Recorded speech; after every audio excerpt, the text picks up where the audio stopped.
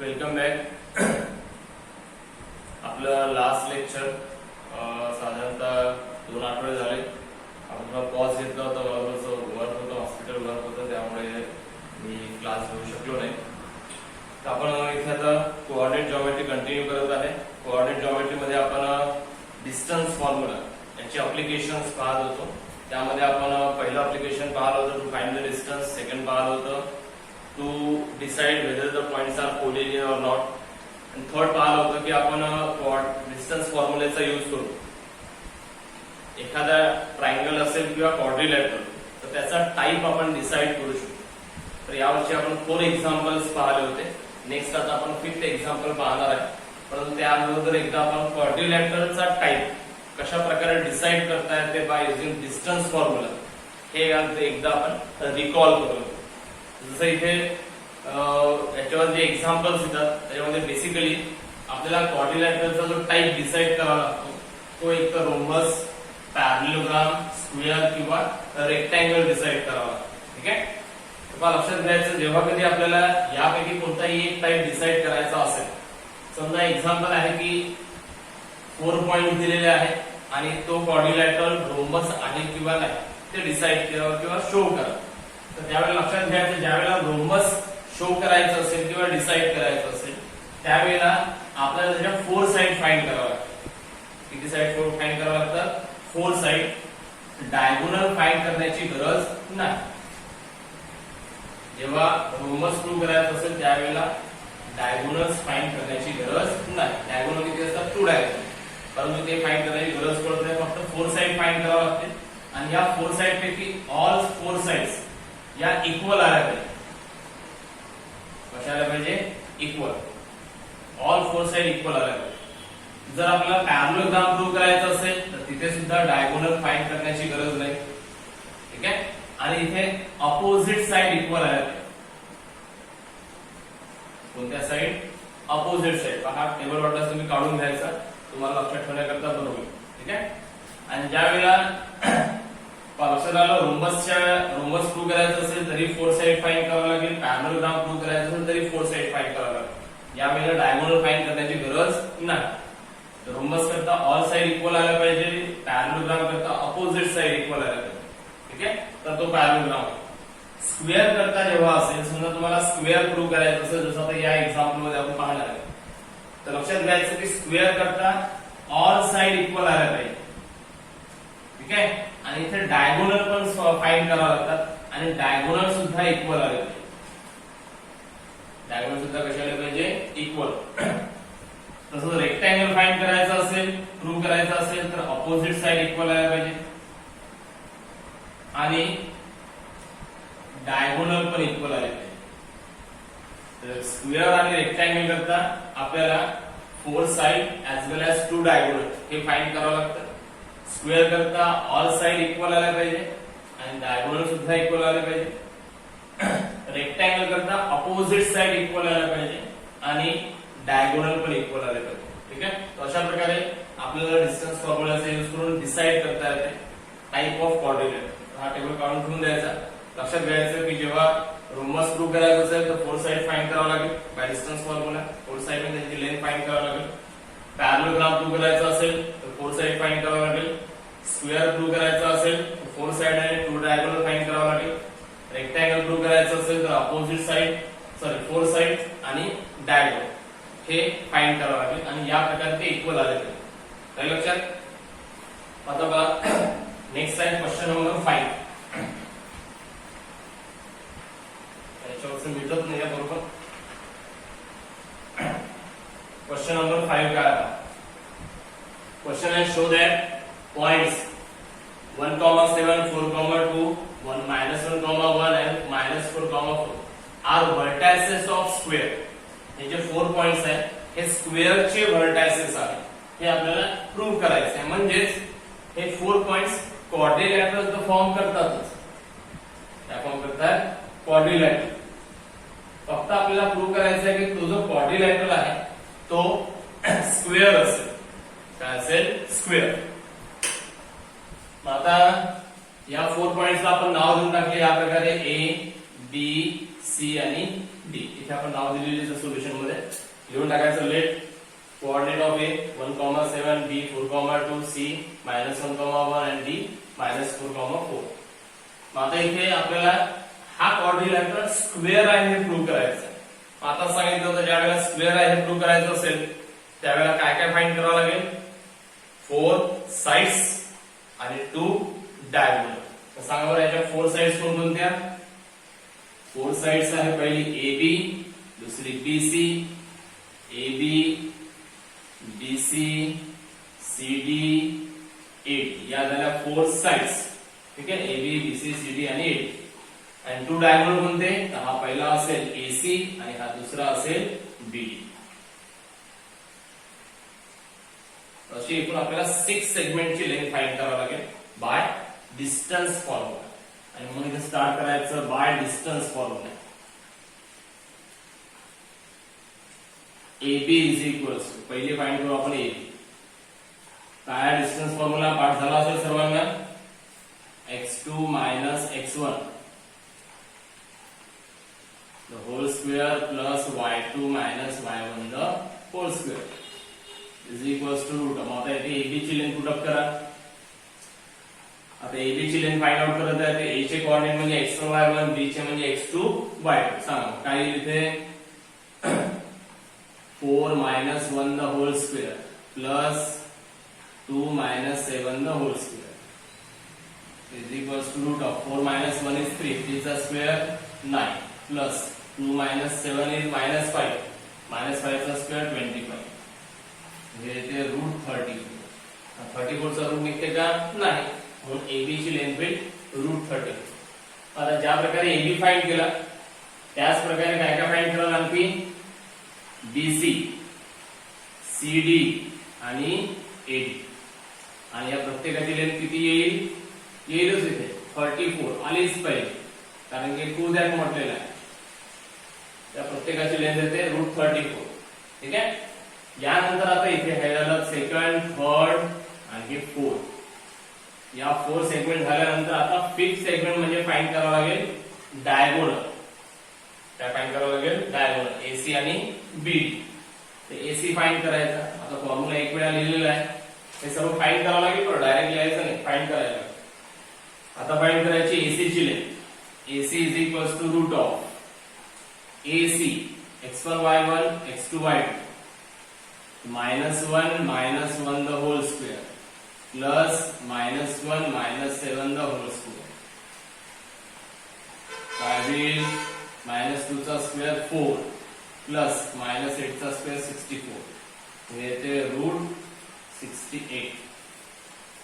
ठीक आहे. रूट 68 याला सिम्पलेस्ट फॉर्म मध्ये समजा नाही लिहिलं तरी चालतं.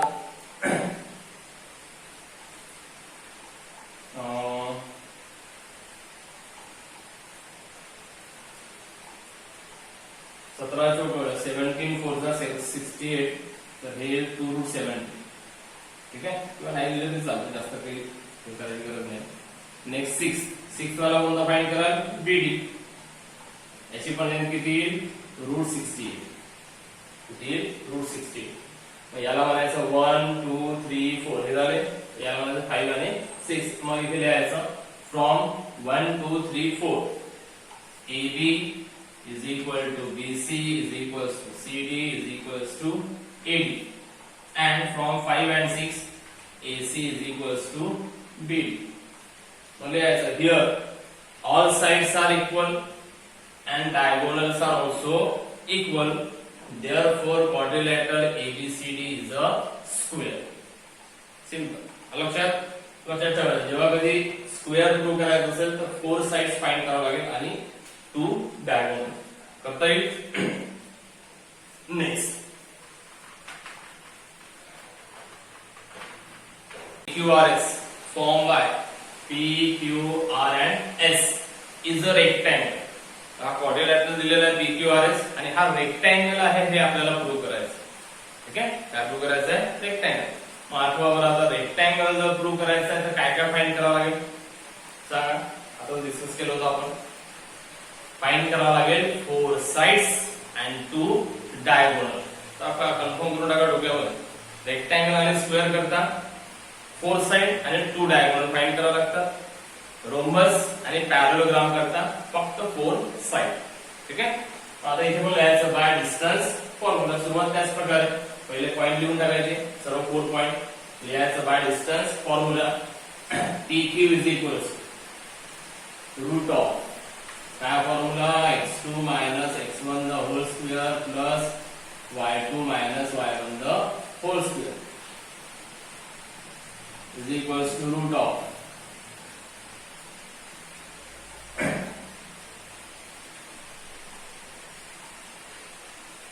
-1 -2 the whole square plus 3 minus 1 the whole square. किती येतं हे -3 चा स्क्वेअर 9 प्लस 4 रूट 30. ठीक आहे. आणखी कोणकोणते साइड फाइंड करावं लागेल. पहिली साइड फाइंड केली आपण PQ. दुसरी साइड कोणती असेल QR, RS आणि PS या असतील 4 साइड. ठीक आहे. या 4 साइड फाइंड करा आणि या प्रत्येकाची लेंथ किती येईल सारखी येईल का नाही.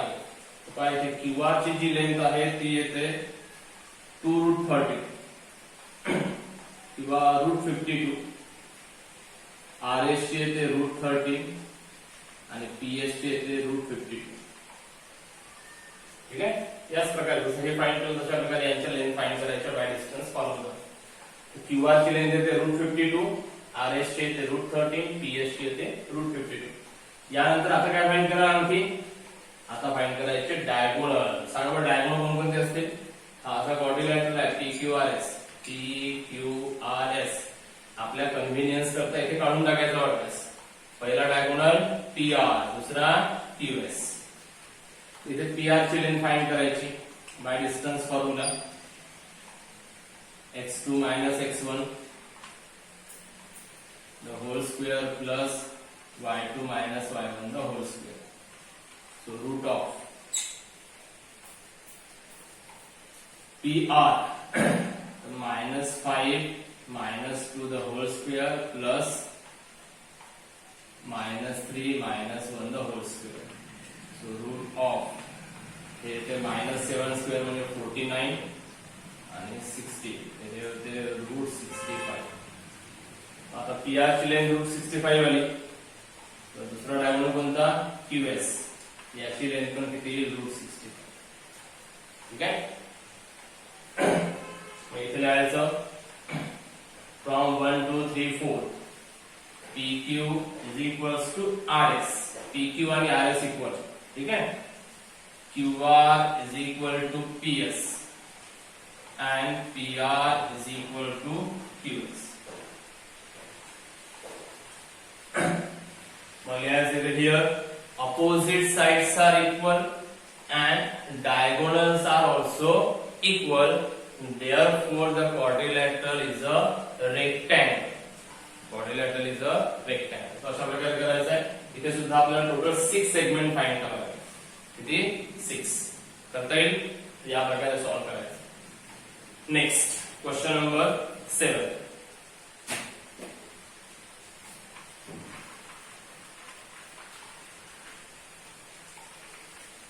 क्वेश्चन पण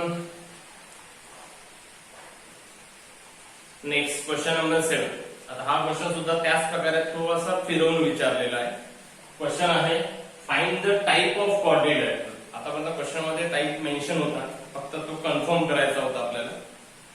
आता इथे काय म्हटलंय find the type of quadrilateral if ABCD are joints serial. म्हणजे हे 4 पॉइंट आहे ABCD.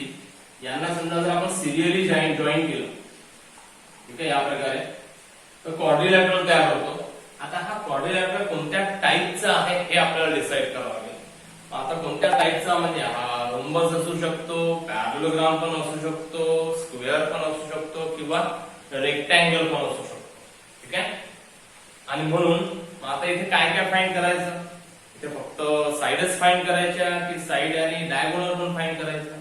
तर लक्षात ठेवायचं जेव्हा कधी अशा प्रकारचा क्वेश्चन येईल त्यावेळेला साइड पण फाइंड करायच्या 4 साइड्स आणि डायगोनल्स पण फाइंड करायचे. त्या फाइंड करायचे डायगोनल, लक्षात घ्या. ठीक आहे. तर मग इथे पहिले फाइंड करायचे साइड. तर आपण पहिली साइड कोणती AB. AB ची लेंथ फाइंड करू बाय डिस्टन्स फॉर्म्युला. आपला distance formula x2 x1 the whole square plus y2 y1 the whole square. So AB is equals to root of -3 plus 4 -7 plus 2 till 1 plus 25 हे will root 26. ठीक आहे. त्यानंतर BC ची length find करायची. ही पण bye distance formula BC 3 plus 3 the whole square plus -2 plus 7 the whole square. हे ते 36 plus 25 61 root 61. ठीक आहे. तशाच प्रकारे हे फर्स्ट हे सेकंड थर्ड फाइंड करायची. AB BC नंतर CD. CD ची पण लेंथ येते इथे रूट 26 आणि चौथा म्हणजे AD. AD ची लेंथ येते रूट 61. ठीक आहे. AB BC CD आणि AD फाइंड केलं. आता डायगोनल पण फाइंड करून टाका. डायगोनल कोणते AC आणि BD. डायगोनल ची लेंथ फाइंड केली AC आणि BD ची. इथे AC ची लेंथ येते 7 आणि BD ची लेंथ येते रूट 125. आता हे सर्वांना ऑब्झर्व केलं, सर्वांच्या लेंथ ऑब्झर्व केला तर लक्षामध्ये येते that AB is equals to CD and BC is equals to AD. म्हणजे ही ABCD इक्वल आहे आणि BCAD इक्वल आहे. परंतु आता इथे बाबा हे डायगोनल जे आहे, डायगोनल हे इक्वल आहे का? AC it is not equals to BD. Equal आहे का? नाही. दिस is from 1 2 3 4 5 6. AB is equals to CD, BC is equals to AD, but AC is not equals to BD. आता क्वेश्चन आपण कोणता टाइप घेऊ सांगा बरं. आता इथे अपोजिट साइड इक्वल आहे. ज्यावेळेला अपोजिट साइड इक्वल असतात त्यावेळेला कोणता टाइप असतो? पॅरललोग्राम. आणि अपोजिट साइड आणि डायगोनल पण इक्वल असेल तर मग होतो रेक्टँगल. का लक्षात घ्या. इथे आपण सर्वच फाइंड केलं. ठीक आहे. परंतु त्याच्यापैकी अपोजिट साइड फक्त इक्वल आहे, डायगोनल इक्वल आले का? नाही. तर अपोजिट साइड आणि डायगोनल इक्वल आले असते तर रेक्टँगल झाला असता. परंतु इथे फक्त अपोजिट साइड इक्वल आहे, डायगोनल इक्वल नाही. फाइंड तर करावं लागेल परंतु ते इक्वल नाही आणि म्हणून हा काय होईल? Parallelogram. इसलिए also here opposite sides are equal but diagonals are not equal. Therefore, this quadrilateral ABCD is a parallelogram. हा काय होईल? Parallelogram. लक्षात करता येईल. तर या प्रकारे आपण डिसाइड करता आलं पाहिजे. नेक्स्ट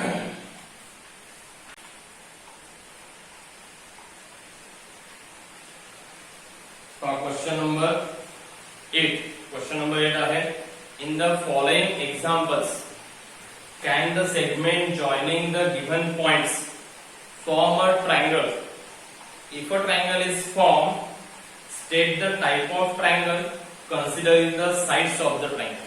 म्हणजे इथे आपल्याला 3 पॉइंट्स दिलेले आहेत. आता कोऑर्डिनेट सिस्टम मध्ये असणारे हे जे 3 पॉइंट्स आहेत हे ट्रायंगल फॉर्म करतात की नाही ते आपल्याला विचारलं. ठीक आहे. आणि जर ट्रायंगल फॉर्म करत असतील तर मग त्यांच्या साइडच्या लेंथ वरून आपल्याला सांगायचं आहे की कोणत्या टाइपचा क्वाड्रिलॅटरल तयार होतो. ठीक आहे. आता इथे ही व्हर्टायसेस दिलेली आहे आणि हे ट्रायंगल फॉर्म करतात किंवा नाही हे आतापर्यंत आपण पाहिलं. आपण ट्रायंगलचा टाइप डिसाइड केला होता. इक्विलॅटरल ट्रायंगल, आयसोसेलेस ट्रायंगल असे टाइप आपण डिसाइड केला होता. परंतु आता हे ट्रायंगल फॉर्म करतात का हे कसं ओळखायचं? तर पहा ट्रायंगल म्हणजे काय? समजा 3 पॉइंट आहे कोऑर्डिनेट सिस्टम मध्ये. हा हे समजा मी A B C हे 3 पॉइंट घेतले आणि दुसरे हे 3.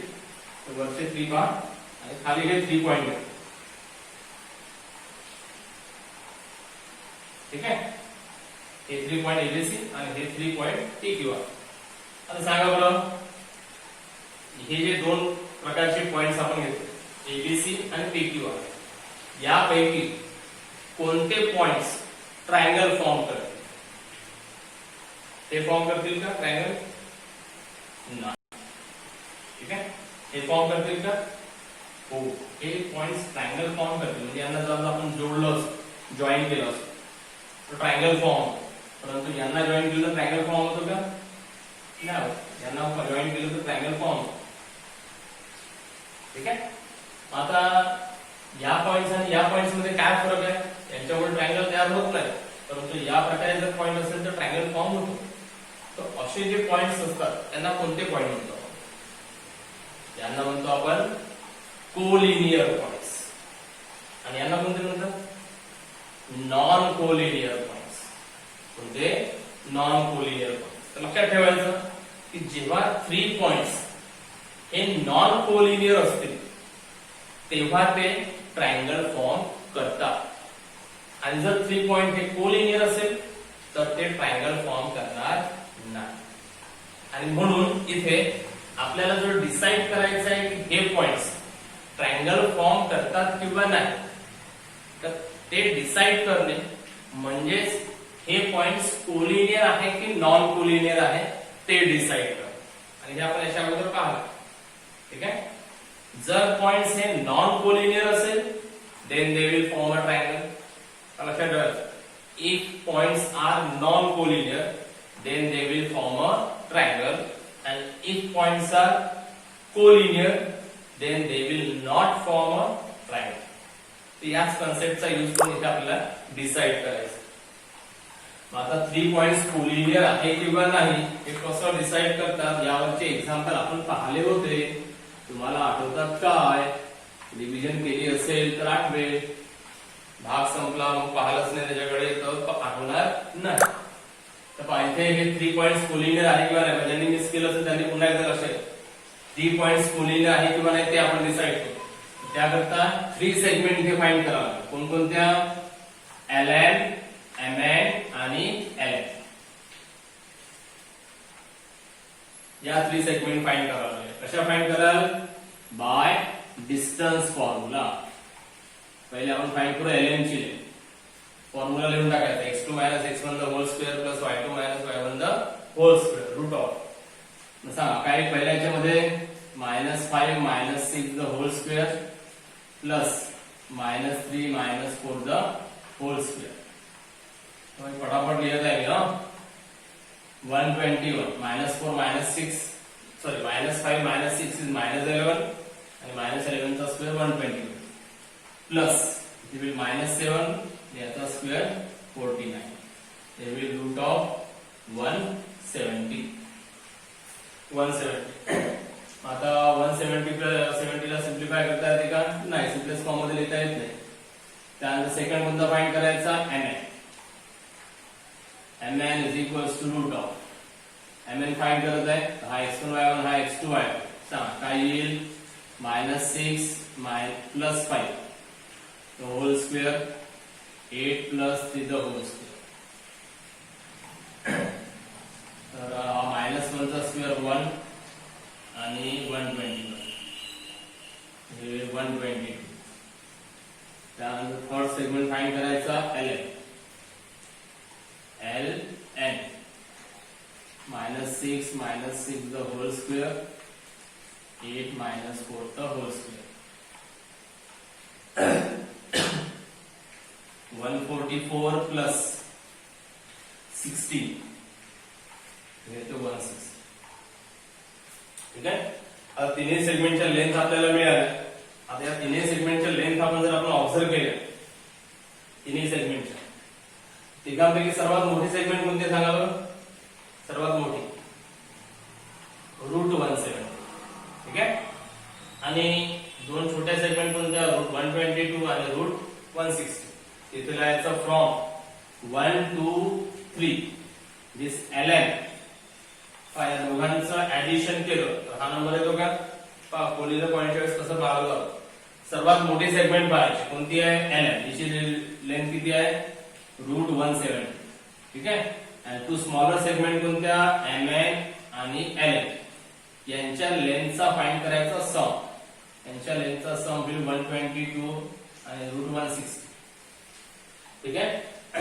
आता जरी यांचं ऍडिशन होत नसलं तरी स्क्वेअरिंग करून जर आपण ऍडिशन केलं, काही एक्झाम्पल मी तुम्हाला दिला, स्क्वेअरिंग करून जर आपण ऍडिशन केलं तर याचं स्क्वेअरिंग केल्यानंतर इथे 170. ठीक आहे. आणि याचं स्क्वेअरिंग केल्यानंतर, ठीक आहे, याचं या ऍडिशनचा स्क्वेअर केला, समजा याचा स्क्वेअर केला 170, याच्या ऍडिशनचा स्क्वेअर केला तर हा ऍडिशनचा स्क्वेअर 282 प्लस ट्वाइस √122 into √160 असा आहे. म्हणजे याचा स्क्वेअर याच्या स्क्वेअर पेक्षा, याचा स्क्वेअर 170 येतो आणि याचा हा 170 पेक्षा जास्त येतो. ठीक आहे.